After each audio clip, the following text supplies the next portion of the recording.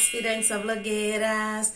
Bom, eu sou a Lid, bem-vindo ao terceiro episódio da série Abuso Sexual Infantil. No vídeo de hoje vamos abordar o tema como saber se fui vítima de abuso sexual infantil na infância ou na adolescência.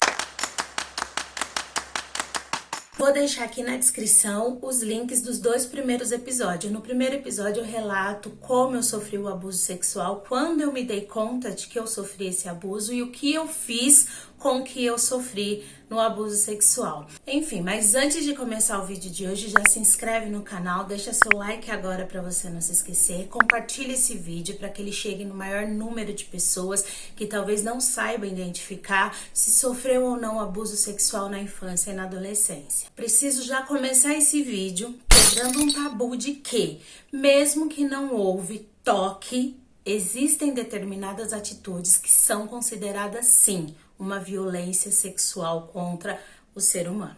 Nós somos acostumados a pensar que o abuso sexual se trata de um desconhecido pegando uma criança e um adolescente e forçando ao ato sexual. E aí minimizamos as atitudes mais sutis. E quando começamos a nos inteirar sobre o assunto abuso sexual, vem questionamentos como: me lembro de algumas coisas que não eram tão comuns na minha infância ou na minha adolescência, mas não sei bem dizer se aquilo foi um abuso sexual. É necessário voltar à infância, lembrar de algumas coisas e responder algumas perguntas, tais como: algum adulto já mostrou propositalmente as partes íntimas para você durante a sua infância ou sua adolescência? Já se masturbou na sua frente?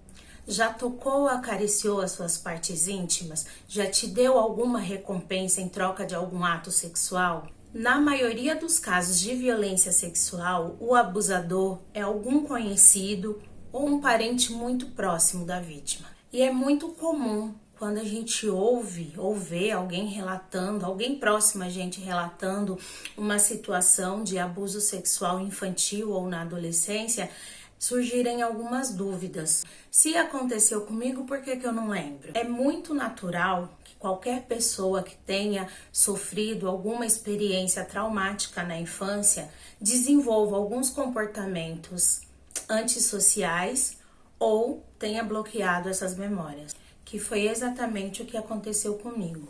E o abuso sexual é um acontecimento doloroso que a nossa memória insiste em esconder. Mas aí na vida adulta, qualquer mínimo detalhe que nos aconteça pode ativar essas memórias e desencadear uma crise que na maioria das vezes a gente não entende de onde veio nem como surgiu. E às vezes surgem dúvidas como ter clareza se eu realmente fui abusada sem me lembrar de nada?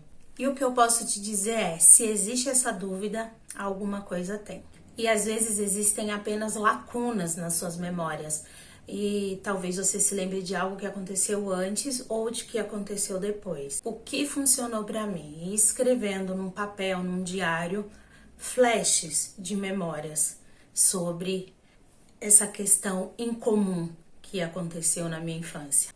Porque é assim que a gente vai conseguindo montar as peças do quebra-cabeça. E o ideal nesses momentos é conversar com um amigo próximo da época, com um familiar de confiança, para ir entendendo se determinadas situações realmente foram possíveis acontecer. Assim você vai conseguindo relembrar cada parte dessa história que a sua memória bloqueou. E tem algo que é muito importante lembrar: existem várias vítimas que sofreram abuso sexual na infância e na adolescência e que preferem não se lembrar de nada. Eu mesma fiquei assim durante muitos anos da minha vida, como eu conto no meu relato. E eu gosto de deixar claro que eu não sou profissional da área, eu sou apenas uma sobrevivente, viveu consequências super dolorosas causadas pelo abuso sexual que eu sofri na infância.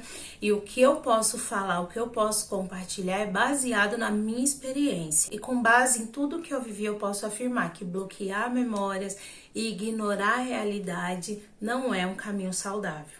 Mais tarde a conta chega. E você pode estar se perguntando: tá, Lid, mas e aí, o que eu faço? Como que eu começo com isso? Já entendi que eu sofri algum tipo de abuso. O primeiro passo é aceitar a realidade, é entender que você passou por um abuso do qual você não teve culpa. Depois disso, você vai perceber que vai vir uma necessidade incontrolável em falar sobre o assunto.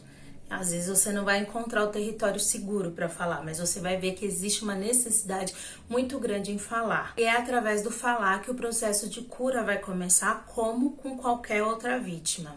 A recuperação é difícil, sim, não vou enganar ninguém, mas encarar e falar sobre a realidade é menos doloroso e mais curativo do que ignorar os fatos, entende? Não encarar a realidade faz com que seu corpo ou sua mente uma hora ou outra bugue. Daí vai ficar muito mais difícil, mais complicado e mais doloroso descobrir que a raiz desse bug veio do abuso sexual que você sofreu e não quis encarar hoje. Encarar, aceitar e falar sobre isso, além de ser benéfico para você, a gente ainda não pode esquecer o fato de que enquanto não falarmos sobre esse assunto, mais inviabilizado ele fica e mais desprotegidas as crianças estarão. Falar da violência sexual sofrida na infância ou na adolescência não é fácil, ainda mais quando a vítima acredita que ela tá sozinha, que ela foi a única e que isso só aconteceu com ela.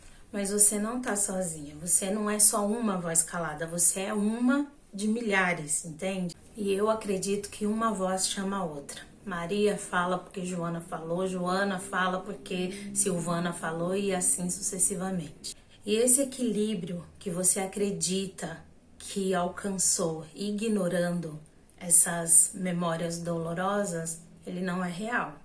E o que você vai conseguir a partir do momento que você falar sobre, aí sim isso será real. E por fim, se eu posso deixar um conselho, é que não se preocupe, toda mudança será para melhor. É isso, gente, vou ficando por aqui. Foi um prazer compartilhar mais um vídeo dessa série com vocês.